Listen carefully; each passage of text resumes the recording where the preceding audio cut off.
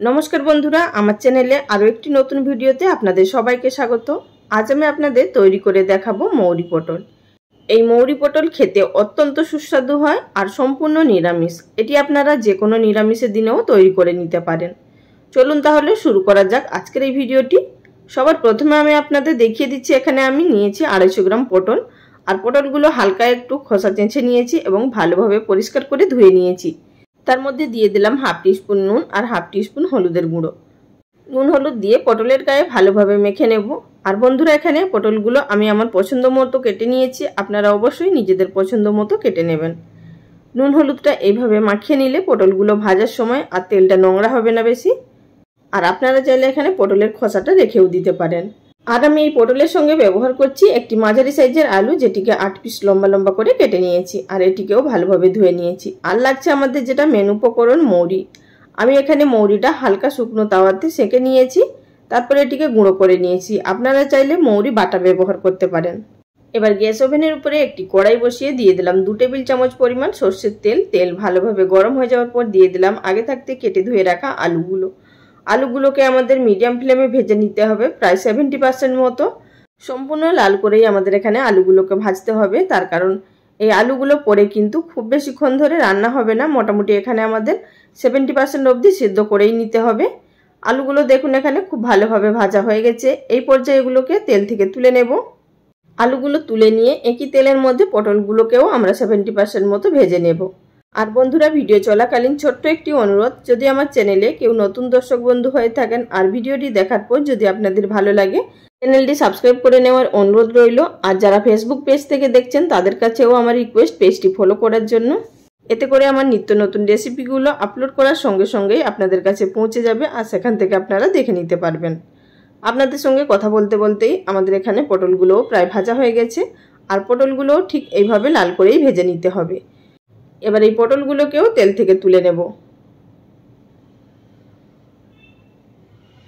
এখানে কিন্তু আমরা তেল ব্যবহার করব না, এই তেলের মধ্যেই রান্নাটা তৈরি করব। আপনারা চাইলে তেলটা পাল্টে নিতে পারেন, তবে কিন্তু আমি আর তেলটা পাল্টাচ্ছি না। সেই একই তেলের মধ্যে দিয়ে দিলাম ফোড়নে একটি কাঁচা লঙ্কা আর দিয়ে দিলাম এর মধ্যে 1 টিস্পুন পরিমাণ মৌরি গুঁড়ো। আপনারা চাইলে এখানে মৌরি বাটাও ব্যবহার করতে পারেন, আগেই বলেছি আপনাদের। তবে কিন্তু এই সময় গ্যাসের ফ্লেম একেবারে লোতে থাকবে। আর দিয়ে দিলাম এর মধ্যে হাফ টিস্পুন পরিমাণ হলুদের গুঁড়ো, হাফ টিস্পুন পরিমাণ লাল লঙ্কার গুঁড়ো। এটিকে ভালোভাবে নাড়াচাড়া করে মিশিয়ে নেব। মাত্র 10 থেকে 15 সেকেন্ডের মতো নাড়াচাড়া করে নেওয়ার পর দিয়ে দিলাম এর মধ্যে হাফ কাপ পরিমাণ জল, যাতে করে মশলাটা পুড়ে না যায়। এইভাবেই মশলাটাকে একটুখানি নাড়াচাড়া করে নেব। এই পর্যায়ে আমি এর মধ্যে দিয়ে দিচ্ছি 1 ইঞ্চি আদা এবং 3 থেকে 4টে কাঁচা লঙ্কা বাটা। আপনারা এখানে ঝালটা নিজেদের টেস্ট অনুযায়ী ব্যবহার করবেন। এই রান্নার মধ্যে আলাদা করে মশলার কোনো প্রয়োজন নেই, শুধুমাত্র আদা, মৌরি এবং কাঁচা লঙ্কা বাটাতে এই রান্নাটা দুর্দান্ত খেতে হয়। মশলা কষাতে কষাতে দিয়ে দিলাম এর মধ্যে স্বাদ মতো নুন, হাফ টিস্পুন পরিমাণ চিনি। অবশ্যই চিনিটা ব্যবহার করবেন, যেহেতু নিরামিষ রান্না, এটি খেতে দুর্দান্ত লাগবে। আবারও এটিকে নাড়াচাড়া করে মিশিয়ে নিলাম। মশলা আমাদের ভাজা হয়ে গেছে আর উপর থেকে তেল ছেড়ে দিয়েছে। এই পর্যায়ে দিয়ে দিতে হবে আগে থাকতে ভেজে রাখা আলু এবং পটল। আলু পটল দিয়ে মিনিট 2-3 জন্য লো ফ্লেমে কষিয়ে নেব।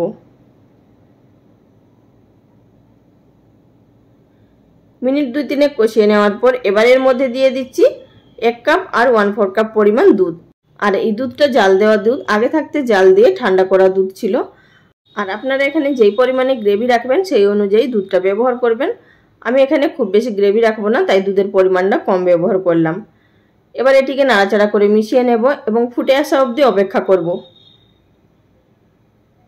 দেখুন এখানে ফুটে উঠেছে। এই পর্যায়ে ঢাকা দিয়ে আমি এটিকে 5 থেকে 6 মিনিট মতো রান্না করে নিলাম।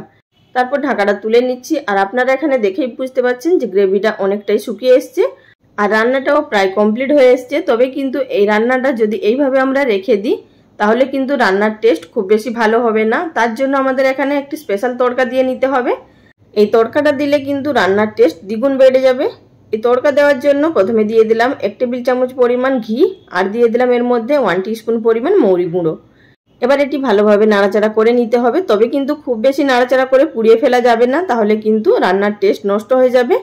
ঠিক এই পর্যন্তই আমাদেরকে ভেজে নিতে হবে। এবার এটিকে নিয়ে তৈরি করে রাখা রান্নার মধ্যে দিয়ে দেব এবং আবারও এটিকে নাড়াচাড়া করে একটু মিশিয়ে নেব। তাহলেই তৈরি হয়ে যাবে আমাদের দুর্দান্ত স্বাদের মৌরি পটল। বন্ধুরা, আমি আপনাদের কথা দিচ্ছি, এই মৌরি পটল বাড়িতে একবার অন্তত বানিয়ে খান। যারা তো খেয়েছেন তারা তো জানেনই এই মৌরি পটল খেতে কতটা সুস্বাদু হয়। আর যারা খাননি তারা অবশ্যই আমার আজকের এই রেসিপি ফলো করে একবার অন্তত বাড়িতে তৈরি করে দেখুন। খেয়ে তারপর আমাকে কমেন্ট করে জানাবেন আপনাদের কেমন লেগেছে। এবার গ্যাসের ফ্লেম বন্ধ করে দিয়ে এটিকে ঢাকা দিয়ে 10 মিনিট মতো স্ট্যান্ডিং টাইমে রেখে আমি একটি সার্ভিং প্লেটের মধ্যে সার্ভ করে নিয়েছি। তাহলে বন্ধুরা, আমার আজকের এই রেসিপি আপনাদের কাছে কেমন লেগেছে অবশ্যই লাইক কমেন্ট করে জানাবেন। আজ এই পর্যন্ত, আগামী দিন কোনো এক নতুন রেসিপি নিয়ে আবারও হাজির হয়ে যাব। সবাই ভালো থাকবেন, ধন্যবাদ।